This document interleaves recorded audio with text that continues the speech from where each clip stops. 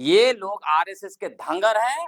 RSS ने इनको धर्मांतरण, डिलिस्टिंग और आरक्षण का एजेंडा पकड़वाया हुआ है कि इसी एजेंडा को लेके तुम नफरत फैलाओ सरना ईसाई के नाम पर, तुमको टिकट देंगे, तुम पद में जाओ। अच्छा। चलिए, तो जितना रूढ़िजन बोलता है ना, सबको लाइए, हम जंगल लेके जाते हैं और कबीला जीवन जीवाते हैं, देखते हैं कितना ये लोग ताकत है। तो मैंने बोल दिया ना, रूढ़िजन होने के लिए आपको कबीला जीवन जीना पड़ेगा।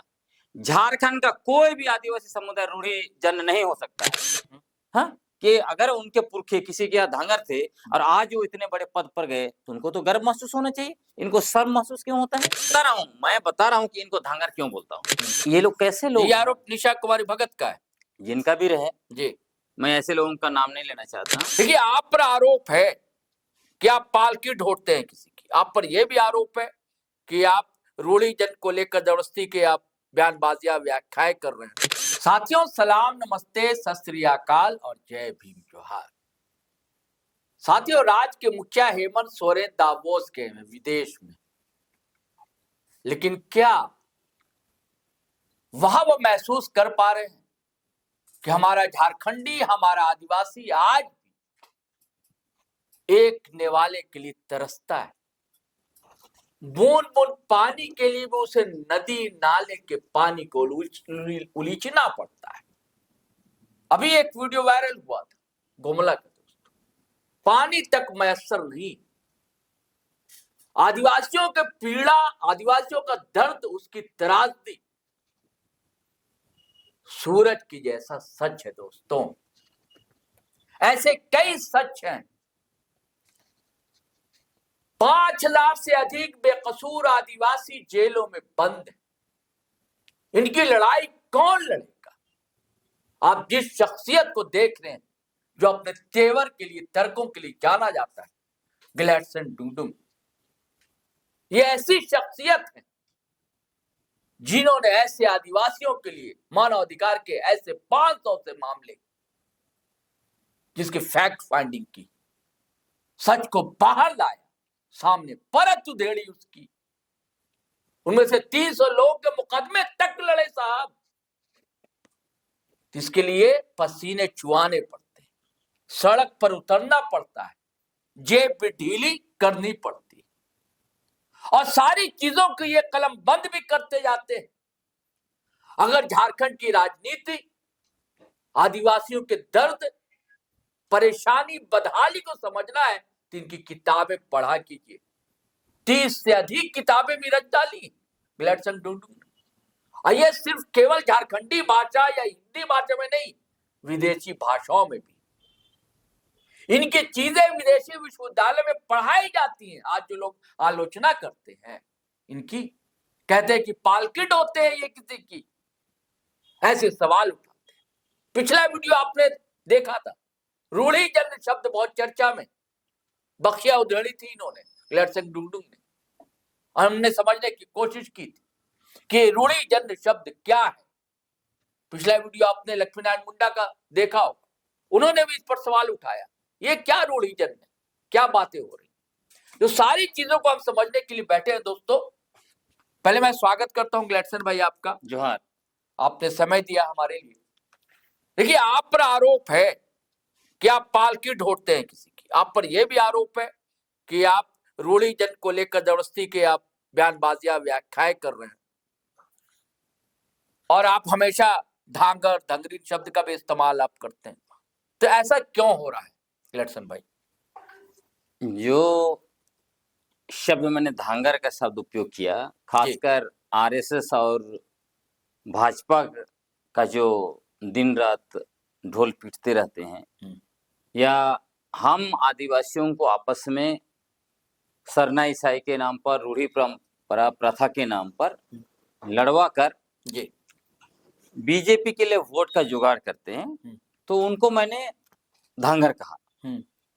और उसी के जवाब में वो लोग कहते हैं कि हमारा समुदाय को, खड़िया समुदाय के लोग तो पालकी होते थे। अच्छा, आपके समुदाय को कहा? हाँ, तो मैं उन लोगों को कहना चाहता हूँ, अच्छा, कि ये लोग कैसे लोग? ये आरोप निशा कुमारी भगत का है, जिनका भी रहे जी, मैं ऐसे लोगों का नाम नहीं लेना चाहता हूँ जी, जिनका समाज में कोई वैल्यू नहीं हो।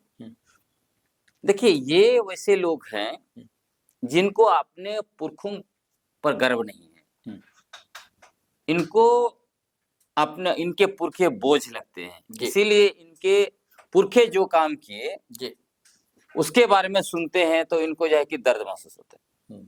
मैं तो गर्व करता हूं, यदि हमारे पुरखे अफ्रीका से चलकर यहाँ आए, हजारों साल रास्ते में बिताया और अंता छोटानागपुर के दक्षिण क्षेत्र में बसे, अगर उन्होंने किसी की पालकी ढोई तो हम गर्व करते हैं। हम उसी खड़िया समाज से आते हैं, खड़िया समुदाय से आते हैं, जहां आज के समय में कई एक आईएएस आपको मिलेंगे जो रिटायर हो चुके हैं, अभी पदों में भी बैठे हुए हैं। कई एक लोग आपको डॉक्टर मिलेंगे, बड़े हॉकी खिलाड़ी और बड़े बड़े पदों पर गए। तो हम तो अपने पुरखों पर गर्व करते हैं, चाहे वो पलकी ढोए, वो करिया पहने, वो जंगलों में शिकार किए, फल फूल कांदमूल चुन के खाए, हम गर्व करते हैं। आज यहाँ आपके पास हम हैं, या हमारे बहुत सारे लोग आईएएस है, जेपीएस है, बड़े बड़े पदों पे है, तो हमारे पुरखों की वजह से हम तो गर्व करते हैं। अब इनका जो है उनके संघर्षों का परिणाम मिला। बिल्कुल। अब इनको मैं धांगर क्यों बोलता हूँ? धांगर इनको इसीलिए बोलता हूँ, जब ये लोग खुद को कहते हैं कि हम रूढ़ीजन हैं, असली आदिवासी हैं, सरना आदिवासी हैं, लेकिन जब आरएसएस और बीजेपी के लोग या उनके संगठन, सामाजिक संगठन जैसे जनजातीय सुरक्षा मंच के लोग जब सरना अस्तित्व को मिटाने का काम करते हैं, तो ये लोग आवाज नहीं उठाते, मुंह नहीं, जुबान नहीं खुलता। तो धांगर किसको बोलते हैं? क्या उन्होंने ऐसा किया है? हाँ, बिल्कुल। मैं आपको उदाहरण बताता हूँ। मैं आपको बताता हूँ, जैसे हमारे यहाँ हमारे पुरखे पलकिट होते थे, अच्छा। करिया पहनते थे, लेकिन उसी में से हमारे दादा शिक्षक बने, बड़े सम्मानित व्यक्ति बने, और उनके समय में हम लोग धांगर भी रखते थे। तो उन धांगरों को मैंने देखा है। तो धांगर का क्या काम होता था? धांगर का काम यही होता था कि धांगर यानी कि मजदूरी करने वाला, आदेश पालक। आदेश पालक, खासकर आप जो भी बोलेंगे वो करेंगे, उसके अलावा वो सवाल भी नहीं। अगर उनको घर जाना है, वो जाना चाहते हैं, उन्होंने छुट्टी मांगा, आप मना करेंगे तो कुछ बोलेंगे भी नहीं। अच्छा। प्योर आदेश पालक। वो खासकर खेती कार्यों के लिए, पशु वगैरह चराने के लिए रखा जाता था। हमारे यहाँ भी रहते थे। हालांकि बाद के दिनों में केलाघाट डैम में हमारी जमीन डूब गई, उसके बाद हम लोग की स्थिति बहुत बुरी हो गई। हम लोग भी जाके दूसरों के घरों में धांगर तो नहीं रहे, लेकिन कम से कम दूसरों के घर में जीने के लिए, काम करने के लिए मजबूर हुए। तो ये परिस्थिति आती है, परिस्थिति के आधार पर कोई धांगर भी हो सकता है, कोई जो है कि बहुत बड़ा आदमी भी बन जाता है। तो इसमें शर्म महसूस नहीं होना चाहिए। तो मैं इसलिए बोलता हूँ, आप देखिए, ये तो इतिहास गवाह है कि रांची के आसपास जब जैसे रोहतासगढ़ से खदेड़े गए, तो जो भी हमारे उराव समुदाय के लोग खासकर इस आसपास आए, वो मुंडाओं के यहाँ रहे, खेती कार्य में एक्सपर्ट थे, खेती कार्य किया और अपने आप को जो है कि बड़ा बनाया। आज उनके बहुत सारे वंशज, कोई डॉक्टर है, कोई इंजीनियर है, कोई कितना बड़ा पद में गया, कोई नेता बन गया। तो गर्व उनको करना चाहिए, हाँ, कि अगर उनके पुरखे किसी के यहाँ धांगर थे और आज वो इतने बड़े पद पर गए, तो उनको तो गर्व महसूस होना चाहिए। इनको शर्म महसूस क्यों होता है? इसीलिए शर्म महसूस होता है कि ये लोग अपना विचार से आज भी आरएसएस और बीजेपी के धांगर हैं।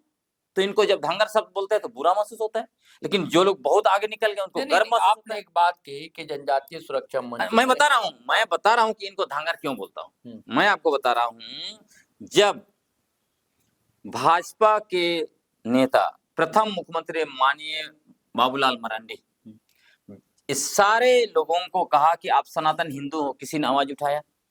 नहीं उठाया। अच्छा। दूसरा एग्जांपल मैं आपको देता हूं, 2016 तत्कालीन मुख्यमंत्री माननीय रघुवर दास ने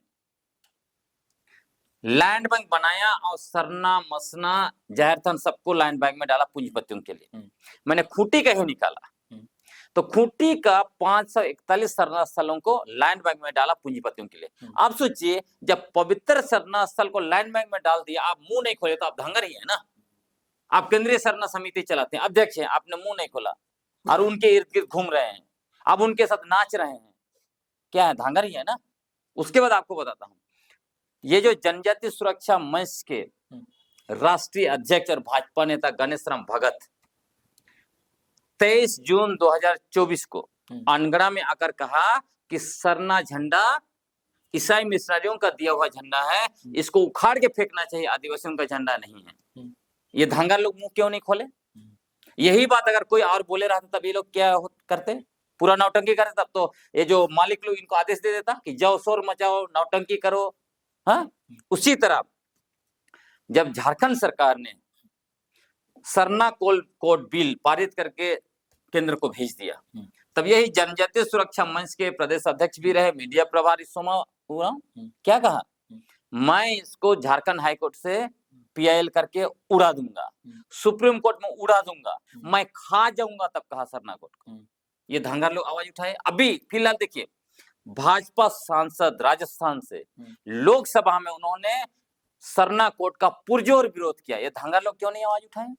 तो धंगर ही है ना, आरएसएस और भाजपा के लोग धंगर है। अब व्यंग में कह रहे हैं, ये लोग दिन रात क्या बोलते हैं, ईसाई मिशनरी, ईसाई मिशनरी, ये वो वही करते रहते हैं, क्योंकि आरएसएस ने इनको धंगर रखा है इसी वही बोलने के लिए कि आप लोग जाए कि सरना ईसाई के। तो आप पर भी आरोप है कि आप मिशनरी के कारण बोलते हैं, आप पर आरोप लगता है। मैं तो साबित कर दिया, ये लोग धंगराई कहाँ करता है, मुझे साबित कर। मैं तो चैलेंज किया, पिछले बार मैंने चैलेंज किया था।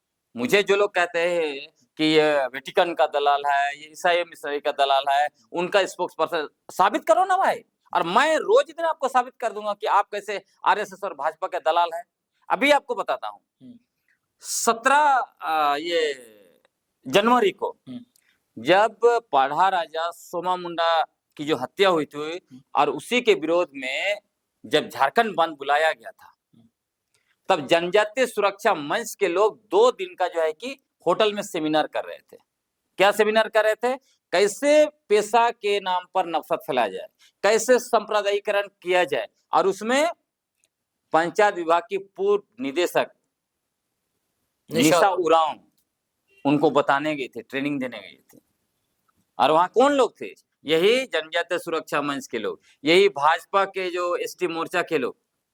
तो कुल मिलाकर यही सारे लोग हैं। इसलिए मैं कहता हूं कि और कहां से आते हैं लोग उनको भड़काने वाले? कहीं यूपी से आते हैं, कभी जो है कि आपका ये महाराष्ट्र नागपुर से आते हैं, कभी दिल्ली से आते हैं। उनको आने की क्यों जरूरत पड़ती है? अगर ये लोग धंगर नहीं है तो मालिक क्यों आ रहा है बाहर से? मालिक आ रहा है इनको निर्देश देने के लिए कि ये काम करो, इतना नफरत फैलाओ और हमें जो है कि गद्दी दिलवाओ। तो ये लोग प्योरली आरएसएस और बीजेपी के धंगर हैं। इनको सरना आदिवासियों से, इनको जो है कि सरना कोट से। क्या आप कहना चाहते हैं कि केंद्रीय सरना समिति जो यहाँ है, मैं आपको बता रहा हूं, फूलचंद तिर्की अध्यक्ष है, महिला मोर्चा की निशा भगत है, ये लोग आरएसएस के लिए काम कर रहे हैं? बहुत सारे लोग, एक नहीं बहुत सारे लोग। और मैं आपको बताता हूं, ये सारे लोग जो है, आप देख लीजिए कि इनको सरना आदिवासियों से कोई लेना देना नहीं, सरना धर्म से कोई लेना देना नहीं, सरना कोट से कोई लेना देना नहीं, पवित्र सरना स्थल से कोई लेना देना नहीं, और सरना झंडा से कोई लेना देना नहीं। यदि लेना देना रहता तो जिस दिन गणेश राम भगत जी ने सरना झंडा को उखाड़ कर फेंकने की बात की, ये लोग प्रतिकार करते। प्रतिकार कौन किया? धर्मगुरु बंधन तिगा और उनके ग्रुप के लोग किए और दूसरे लोग किए, लेकिन इन्होंने मुंह नहीं खोला। जब माननीय रघुवर दास जी ने सारे लाइन बैंक में डाल दिया सरना स्थलों को, तब ये लोग तो कंबल ओढ़ के दही पी रहे थे।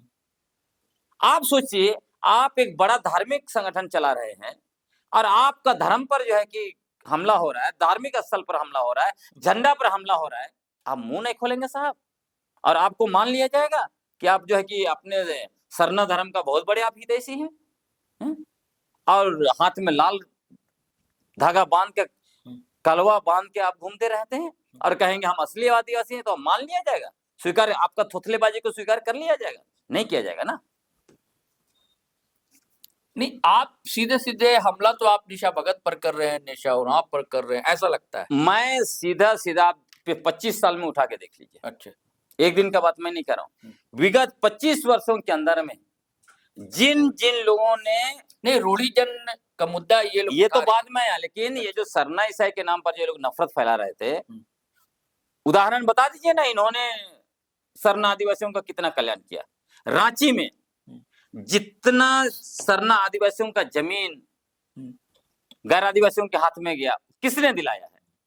वो कौन लोग हैं जो सरना ईसाई के नाम पे लड़ाते हैं आपस में और सरना आदिवासियों का जमीन पर दिकुओं को दनादन बैठाते हैं। जांच हो जाए ना रांची में, बाहर का बात नहीं कह रहा हूं, सिर्फ रांची का जांच हो जाए कि इस रांची में सबसे ज्यादा जमीन सरना आदिवासियों का था, तो वो सरना आदिवासियों का जमीन बाहरी गैर आदिवासियों के हाथ में कैसे चला गया, किसने दिया? आपको दूध का दूध और पानी का पानी हो जाएगा। उदाहरण आपको बताता हूं, आप नगड़ी और चामा गांव चले जाइए, हाथमा, वो चामा चामा नगड़ी और चामा, 700 एकड़ जमीन, 700 एकड़, थोड़ा मोड़ा नहीं, 700 एकड़ जमीन आदिवासियों का जमीन, उसका नेचर बदल दिया गया, गैर आदिवासी का जमीन बता के गैर आदिवासियों को वहां बैठा दिया गया। अब चले जाइए, कितना बाउंड्री बना हुआ है, सब कुछ बना हुआ है, और इसको बेचवाने वाले का नाम आप खोज के देख लीजिए, ईडी जांच कर रही है। आपको दूध का दूध और पानी का पानी हो जाएगा कि सरना ईसाई के नाम पर नफरत फैलाने वाले लोग क्या कर रहे हैं। नहीं, रूढ़ीजन को लेकर आप उस पिछले वीडियो में आप पूरी तरह समझा नहीं पाए कि रूढ़ीजन है क्या। मैं नहीं समझा पाया। हाँ, लोगों का हाँ? आरोप है कि आप पूरी तरह समझा नहीं आपको पाए। बताता हूं, जैसे ये लोग बोलते हैं ये रूढ़ीजन, रूढ़ी जन आदिवासी, हाँ है ना? हाँ, मैंने आपको कहा कि रूढ़ी प्रथा वो बदलता नहीं है। मतलब अभी मान लीजिए कि लाखों साल पहले जब हमारे पुरखों ने तय कर दिया, उसको ही जो है कि आज के समय में भी चलेगा, वही है रूढ़ी। हाँ, हाँ, देखिए रूढ़ी मैं तो समझ, मैं बता रहा हूं, उसके बाद आप बताता हूं, जो कि ये लोग रूढ़ी जन आदिवासी बोलते हैं आजकल। हाँ, यदि भारत देश में आप, क्योंकि मैं इसलिए कह रहा हूँ कि ये निशा भगत या निशा और दोनों इस शब्द का चलन, आप सुन लीजिए, भारत देश में यदि आप रूढ़ी जन आदिवासी आप ढूंढिएगा तो आपको अंडमान जाना पड़ेगा। अच्छा, अंडमान का 4 आदिवासी समुदाय को छोड़कर जी, देश में कोई भी आदिवासी समुदाय दावा नहीं कर सकता है कि वो रूढ़ी जन आदिवासी है। 4 आदिवासी समुदाय आपको बता रहा हूं होंगे, जो भारत में 65,000 साल पहले आए। उसी तरह जो है कि जरवा, सेंटिनल और ग्रेटर अंडमानीज, ये 4 आदिवासी समुदाय ही खुद को रूढ़ी जन कह सकते हैं। वो रूढ़ी जन है। क्यों? रूढ़ी जन होने का क्या है? वो काबिला जीवन है। आप अगर काबिला में रहते हैं तभी आप खुद को रूढ़ी जन और रूढ़ी प्रथा वाले कह सकते हैं। कबीले में रहने का क्या मतलब है? हम लोग भी एक समय में हमारे पुरखे कबीले में रहते थे। झारखंड का क्या, पूरे देश का, मैंने कहा ये अंडमान निकोबार को छोड़ के कोई आदिवासी समुदाय दावा नहीं कर सकता है कि वो कबीला में रहता है। आजकल मुझे हंसी आती है जब कुर्मी लोग लिख रहा है कुर्मी कबीला है, मुझे ये भगवान, कबीलाई जीवन पर इससे बड़ा जो है कि मतलब एक तरह से क्या बोलिएगा, मोकरी तो कुछ नहीं हो सकता है। अब कबीलाई जीवन क्या होता है? एक काबिला जब रहता है, अगर आपको ये चीज देखना है, अंडमान आप नहीं जाएंगे तो आप मेक्सिको चले जाइए, आप जो है कि अमेज़न जंगल चले जाइए, वहां पे आपको कबीलाई जीवन मिलेगा। कबीलाई जीवन का बिल्कुल एक है, वो रूढ़ी के आधार पर चलते हैं, रूढ़ी प्रथा के आधार पर चलते हैं। उसमें क्या होता है, आप एक ही काबिला में रहेंगे, उसके अलग नहीं। उसमें क्या होता है, आपकी अपनी राजनीतिक व्यवस्था होती है उस कबीलाई का, जिसमें वो पद जो होल्डर रहते हैं वो हमेशा देखिएगा पुरुष ही रहते हैं, क्योंकि उनको व्यवस्था चलाना है, दूसरे ताकतें उन पर हमला करेंगे उसको भी रोकना है वगैरह, तो वो अपने बच्चों को, महिलाओं को सुरक्षा देने के लिए। तो काबिला जीवन अभी भी जो है मेक्सिको जैसे जगह में देखिएगा, कई कैसी जगह जहाँ यूएन डायरेक्ट उनको जो है कि पैसा देता है, उनको जो है कि सहायता देता है, कहने का मतलब उनको प्रोटेक्शन देता है, कहने का मतलब। अब ये कबीलाई जीवन में वो अपना निर्धारण सब कुछ करते हैं, भाषा उनकी अपनी, वो कोई अंग्रेजी और किसी का भाषा नहीं सीखते हैं।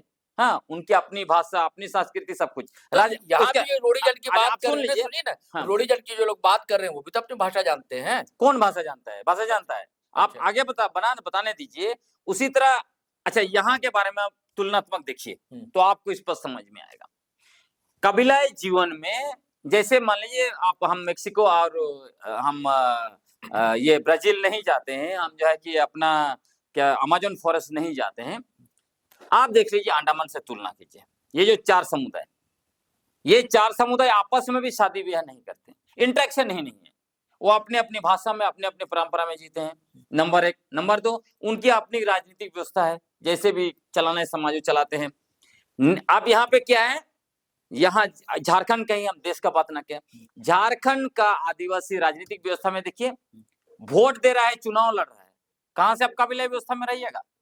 और ये सारे जो है उछल कूद कर रहे हैं, सरनई सरोज नफरत, वो तो सब चुनाव लड़ने पार्टी हैं, चुनाव लड़ चुके हैं, कुछ लोग चुनाव लड़ेंगे। कहाँ काबिला व्यवस्था में जो ये कह रहे हैं कि हम रूढ़ीजन हैं? बोलने से होगा? उसी तरह नहीं, उनका कहना है कि जैसे पूजा पाठ वो है, आप छोड़िए ना, संस्कृति है। आप हम कह रहे हैं ना, जब रूढ़ीजन आप बोलते हैं तो काबिला जीवन जीना पड़ेगा। बिना काबिला जीवन का आप दवा ही नहीं कर सकते, आप रूढ़ी प्रथा वाले हैं। उसके बाद दूसरा, सामाजिक व्यवस्था। सामाजिक व्यवस्था में एक बड़ा चीज होता है शादी। आप अपना समुदाय को छोड़ के कहीं कर ही नहीं सकते हैं शादी। ये दो जिनका आप बार बार नाम ले रहे हैं, एक तो गैर आदिवासी से शादी किया, दूसरा गैर आदिवासी को बॉयफ्रेंड रखा। मतलब आपको अपना काबिला में आदमी और पसंद कोई नहीं है। बॉयफ्रेंड भी नहीं रख सकता है। मैं तो आप जो है अपना काबिला में भी आप आदमी नहीं मिला आपको। जब अपने काबिले के लोग पसंद नहीं है तो आप कैसे बोल सकते हैं आप रूढ़ी प्रथा वाले हैं? अच्छा, आप तो अपना काबिला को छोड़ के दूसरा काबिला में दूसरा में जा रहे हैं जी। कैसे आप रूढ़ी प्रथा वाले रह जाएंगे? उसके बाद जो है हमको किसी का निजी जीवन से मतलब नहीं, लेकिन जब आप कह रहे हैं तो हमको ये कहना पड़ रहा है काबिला। आपका कहना है कथनी करनी अंतर ना कीजिए। बिल्कुल। तो सामाजिक व्यवस्था, आप बाहर जा रहे हैं। राजनीतिक व्यवस्था, मैंने आपको कहा वोट और ये सब हमारा है नहीं, वहां सर्वसम्मति से होता है, अब वहां पे आप चले गए। आर्थिक व्यवस्था, आदिवासियों का अपना काबिला का जरूरत के आधार पर आर्थिक व्यवस्था है। हाँ, नीड बेस्ड इकोनॉमिक सिस्टम, जिसको बैटर सिस्टम भी बोलते हैं। आप बैटर सिस्टम को छोड़ के यहाँ पे कॉर्पोरेट इकोनॉमी में आप आ गए। आप शहरीकरण और जो है कि पूंजीवाद, बाजारीकरण में आप झूम रहे हैं, और आप काबिले का बात करेंगे, आप रूढ़ीजन होने का बात करेंगे? हैं? ये कैसे हो सकता है? आपका पोशाक पहनावा सब देख लीजिए, कहीं मिलता है आपको काबिलियत से? कुछ नहीं मिलता है। तो जीवन बदलता है ना ग्लैडसन आप भाई, सुन संस्कृति नहीं, बदलती है। बदलता है, लेकिन जब आप रूढ़ीजन बोलते हैं ना, हम उस फ्रेम में आपको सेट कर रहे हैं। अच्छा, आप कोट पहनिएगा, आप बोले हम रूढ़ीजन हैं, आपको सेट करेंगे ना हम उसको। उसके बाद शैक्षणिक व्यवस्था, तो क्या नंगे रहे? आप सुन लीजिए। आपको कहना है कि जैसे आदिवासी रूढ़ी उस दौर में नंगे रहते थे। फिर रूढ़ी किस बात का, रूढ़ीजन अच्छा। किस बात का? जो हमारे पुरखा जैसे जीते थे वैसे ही जीना पड़ेगा ना, ऐसे रूढ़ीजन आप हो जाइएगा। पढ़ने लिखने मतलब के बाद आप जो है अंग्रेजी भाषा, विदेशी गाड़ी, सारा कपड़ा विदेशी, सब कुछ करके आप अपने को रूढ़ीजन बोलिएगा? तो जो रूढ़ीजन है उस पर तो आप सबसे ज्यादा मुकरी करें, उनका अपमान कर रहे हैं भाई। जो अंडमान निकोबार में जो 4 समूह रहते हैं, 4 समुदाय, उनका आप अपमान कर रहे हैं, घोर अपमान। तो वही मैं कह रहा हूँ, शैक्षणिक व्यवस्था। आप जो है कि गैर आदिवासियों का एजुकेशन सिस्टम में आ गए, मेकाले का एजुकेशन सिस्टम में, अभी ये लोग सिस्टम ला रहे हैं उस पर। आपका एजुकेशन सिस्टम कहाँ है? हमारे पुरखे अभी भी जो भी मैंने कहा आपको, वो अखड़ा में सीखते हैं। उनको कौन सिखाता है? कोई स्कूल जाते हैं क्या? सेंटेनरी लोग स्कूल जाते हैं? उनके पुरखे उनके लोग, बुजुर्ग लोग बताता है कि जीवन कैसे जीना है। वहां अगर अंडमान निकोबार में अखड़ा तो आप सुन झारखंड में भी है लीजिए, जब अंडमान निकोबार में आप जाते हैं तो वहां पे आप देखिएगा उनका फिशिंग मेन चीज है, फिशिंग है, हंटिंग गैदरिंग भी है। तो कैसे जीवन जिएंगे वो बताते हैं कि कैसे जीवन जिएंगे। नहीं तो आप अफ्रीकी देशों में आप चले जाइए, जहाँ पे जंगलों में आदिवासी रहते हैं, काबिलियत रहते हैं, आपको पता चल जाएगा रूढ़ी व्यवस्था। उसी तरह स्वास्थ्य व्यवस्था, आप पैदा ही हो रहे हैं इसमें, जितने लोग उछल कूद कर रहे हैं ये पैदा हुए हैं बिल्डिंग में या हॉस्पिटल में, जंगल में पैदा होके देखे ना। तो यहाँ पे स्वास्थ्य व्यवस्था, जो कबीला जीवन जीते हैं, जड़ी बूटी से सारा इलाज करते हैं। मॉडर्न ये आपका सुई और दवाई सबसे नहीं इलाज करते हैं, हाड़ोपैथी बोलते हाँ। हैं। पर आपका स्वास्थ्य व्यवस्था भी खत्म हो गया। मतलब आपने सारा चीज गैर आदिवासियों का एडॉप्ट कर लिया, और आप कह रहे हैं कि हम रूढ़ीजन आदिवासी। तो ये थोड़ी नहीं चलेगा, ये बकवास। तो मैं यही कहा, आप सोचिए। नहीं, एक सवाल नहीं, एक सवाल नहीं, आप मैं कंप्लीट कर लूं। अच्छा, हाँ। उसके बाद देखिए, हाँ। जन्म हो रहा है तो क्या बोलना है? Happy birthday to you. वाह, ये कल्चर किसका है भाई? ये तो यूरोप से आया। और दिन रात मुंह में जो है कि ईसाई ईसाई ईसाई ईसाई है, नफरत। और यहाँ पे happy birthday to you video पड़ा हुआ है सबका। जितने लोग जो है कि रूढ़ीजन और सरने ईसाई बोल के नफरत फैला रहे हैं, देख लीजिए ना, हैप्पी बर्थडे टू यू। शर्म, आप सोचिए, डांस भी ना करे। आप सोचिए, लोगों को शर्म नहीं आता है। ये खुद लोग मिशनरी स्कूल में पढ़े हैं, खुद हैप्पी बर्थडे टू यू कर रहे हैं। और जब मृत्यु हो तो राम नाम सत्य है बोल के लेके जा रहे हैं, कुंभ नहा रहे हैं। मैडम को देखिए, कुंभ नहा रहे हैं और कह रहे हैं कि हम रूढ़ीजन आदिवासी। वाह, दिक्कू से शादी कर रहे हैं। मेरी बात सुनिए, ऐसे थोड़ी चलने दिया अगर जाए। कोई सरना पूजा करता है, पाहन को मानता है, अपनी भाषा को अपनाता है, चलन में है, और ये सब सारी चीजें करता है, खान पान भी अनुसार करता है, तो रूढ़ीजन हुआ ना। आपको मैंने बोल दिया ना, रूढ़ीजन होने के लिए आपको कबीला जीवन जीना पड़ेगा। झारखंड का कोई भी आदिवासी समुदाय रूढ़ीजन नहीं हो सकता है। ये सेमी कबीलायत है, सेमी कबीला। वो भी कौन? जंगल में रहने वाले लोग। हम 16 साल जंगल में रहे हैं, हमारा घर आज भी जंगल में है। ये लोग जो शहर में रहते हैं, ये पैदा हुए हैं पक्का बिल्डिंग में। आपको मैं बता रहा हूँ, गुमला टाउन में, रांची टाउन में, आप पैदा हुए पक्का टाउन में। आप तो सेमी कबीला जीवन भी नहीं जिए। सेमी कबीला जैसे गांव जंगल में आप चले जाइए, एक साथ जो है कि गाय बकरी चरा रहे हैं, इसको आप कह रख सकते हैं कि सेमी कबीला एक साथ जीवन जीना। ये लोग तो पैदा होते ही जो है कि हैप्पी बर्थडे टू यू कर रहे हैं, और जो है कि अपना गाड़ी है, यहाँ से स्कूल जा रहे हैं, अंग्रेजी मीडियम स्कूल, मिशनरी स्कूल, यहाँ वहां जा रहे हैं। अच्छा। और अभी जो है सिर्फ राजनीतिक फायदा लेने के लिए, अभी नगर निकाय चुनाव आ रहा है, कोई जो है कि आपका ये मेयर चुनाव लड़ेगा, कोई वार्ड पार्षद चुनाव लड़ेगा, और ये लोग जाके रूढ़ी प्रथा परंपरा के नाम पर हमें जाके पढ़ाएंगे। नहीं चल सकता है सरोज भाई, ये चलने भी नहीं देंगे। आप अगर खुद को रूढ़ीजन बोलते हैं तो आपको कबीला जीवन जीना पड़ेगा। आपका कहना है कि ये राजनीतिक एजेंडा है। बिल्कुल आप सेमी कबीला जीवन जी के भी खुद को रूढ़ीजन नहीं बोल सकते हैं। आप जो बोले ना, वो सेमी कबीला जीवन है। अच्छा। चलिए, तो जितना रूढ़ीजन बोलता है ना, सबको लाइए, हम जंगल लेके जाते हैं और कबीला जीवन जीवाते हैं, देखते हैं कितना ये लोग ताकत है। सिर्फ नफरत फैलाते हैं। ये आरएसएस का, आपको बताता हूँ, ये लोग आरएसएस के धंगर हैं। आरएसएस ने इनको धर्मांतरण, डिलिस्टिंग और आरक्षण का एजेंडा पकड़वाया हुआ है कि इसी एजेंडा को लेके तुम नफरत फैलाओ सरना ईसाई के नाम पर, तुमको टिकट देंगे, तुम पद में जाओ, चुनाव लड़ो। मैं तो कह रहा हूं, आप रूढ़ीजन है तो चुनाव बंद करिए ना, वोट बंद करिए ना, देखते हैं, ज्यादा मत करिए, हम आपको कबीला जीवन भी नहीं ले जाए। एक और सवाल है कि क्या कोई नौकरी में अधिकारी रहते हुए राजनीति कर सकता है? बिल्कुल नहीं करना चाहिए, लेकिन ये लोग कर रहे हैं। ये तो नहीं करना, बिल्कुल नहीं करना। एक सरकारी अधिकारी जो है वो अनशन नफरत फैला रही है, तो वो तो गलत बात है। अभी तो अबुआ सरकार को देखना है, केंद्र सरकार को देखना है। अब अबुआ सरकार के टेरिटोरी में ये सब हो रहा है, तो अबुआ सरकार संरक्षण दे रहे हैं, इसलिए ऐसा हो रहा है। अच्छा, एक और सवाल है, देखिए थोड़ा संक्षेप में कहिएगा। वो ये है कि अगर आप लोग इस तरह बटे रहेंगे, ग्लेडसन भाई, 25 साल हो गए झारखंड बने हुए, है ना, अब भी अबुआ सरकार नहीं बन सकी है। कहने को तो है अबुआ सरकार कहते हैं, अबुआ राज्य नहीं आया है। अगर आप लोग आदिवासी समाज के लोग इस तरह बटे रहेंगे तो आप लोग लक्ष्य को कैसे हासिल कर पाएंगे? देखिए, बटा नहीं है, ये थोड़ा सा हिस्सा जो आरएसएस और बीजेपी का धांगर है। ये धांगर लोग सरना ईसाई के नाम पर, रूढ़ी प्रथा परंपरा के नाम पर, डिलिस्टिंग और आरक्षण के नाम पर नफरत फैलाकर अपनी राजनीतिक और आर्थिक हितों को साधना चाहते हैं, लेकिन ऐसा नहीं होने वाला है। हम लोग गांव गांव में कर रहे हैं। अभी आपने देखा ना, 20 जनवरी को हमने खूंटी में 200 ग्राम सभाओं का, पारंपरिक ग्राम सभाओं का बहुत बड़ा सम्मेलन किया। लोग आए, अपना जो है कि गाड़ी रिजर्व कर करके, गांव के लोग चंदा कर करके आए। लोग समझते हैं, और ग्राउंड में देखिए चीजें बदल रही है। ये जो भी रूढ़ी प्रथा परंपरा के नाम पर, सरना ईसाई के नाम पर जो नफरत फैला रहे हैं, हम आदिवासियों को मुर्गा लड़ाई कराकर खुद जो है कि सत्ता का मजा लेना चाहते हैं और बीजेपी को सत्ता दिलाना चाहते हैं, ये सब नहीं होने वाला है। क्योंकि हम लोगों ने देख लिया है कि ये लोग, जैसे बाबूलाल मरांडी जी, आजकल क्या बोल रहे हैं, आजकल अचानक उनको आदिवासी याद आए। लेकिन ये जो है 2001 में चंपाई सोरेनी बोलते हैं। मैं बोल रहा हूँ 2001 में झारखंड पंचायत राज अधिनियम 2001 असंवैधानिक तरीके से थोपा। उन्होंने पेशा कानून का धारा 4(1) का उल्लंघन किया। क्यों उस पर सवाल नहीं उठाए? धांगर लोग नहीं उठाएंगे आज भी।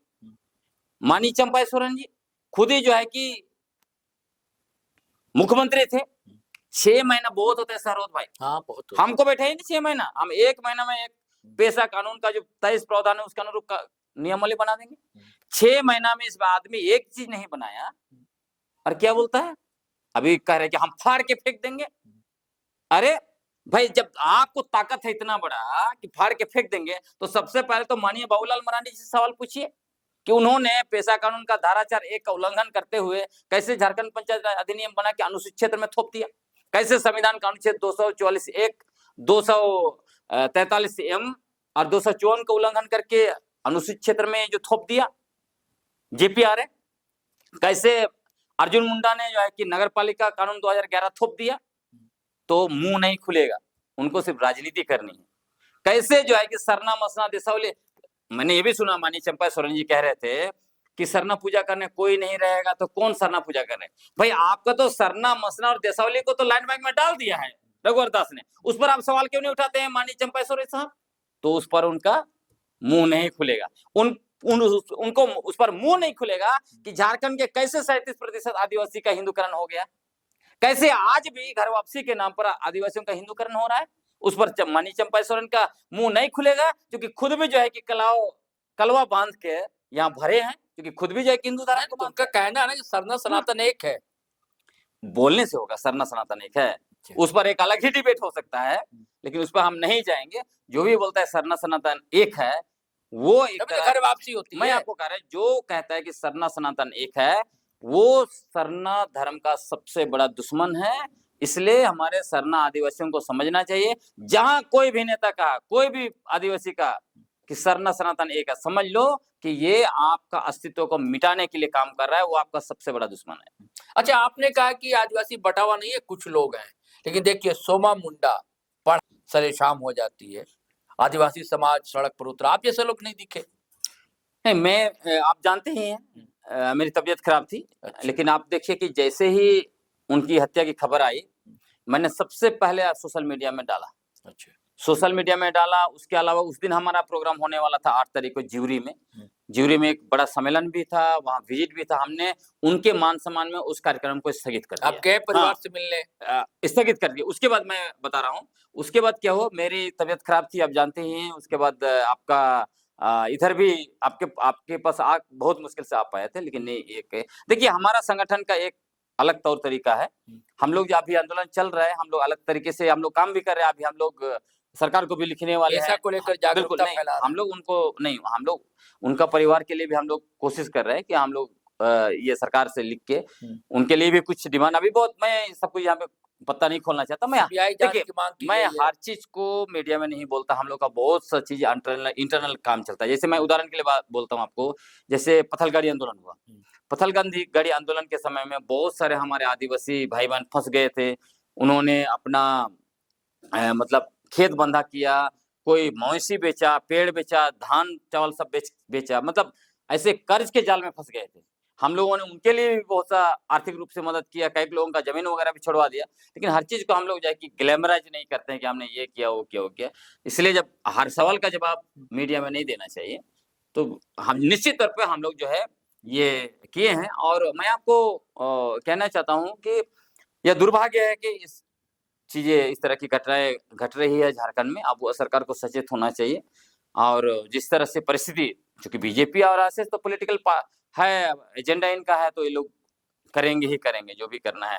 हर एक इशू को उनको एजेंडा बनाना उनका काम है, वो बनाएंगे, उसमें कोई दो राय है नहीं। लेकिन आपको मैं जरूर कहूंगा कि जिस तरह से आरएसएस और बीजेपी पेशा नियमावली के बहाने झारखंड में पेशा का सांप्रदायिकरण कर रहा है, वह बिल्कुल भी नाजायज है, दुर्भाग्यपूर्ण है। अभी 17-18 तारीख के लोग बैठे थे, गणेश राम भगत आए थे, और ये लोग जो है कि कैसे नफरत को एक्सिलरेट करे गांव-गांव में, इसका इन्होंने प्लानिंग किया है।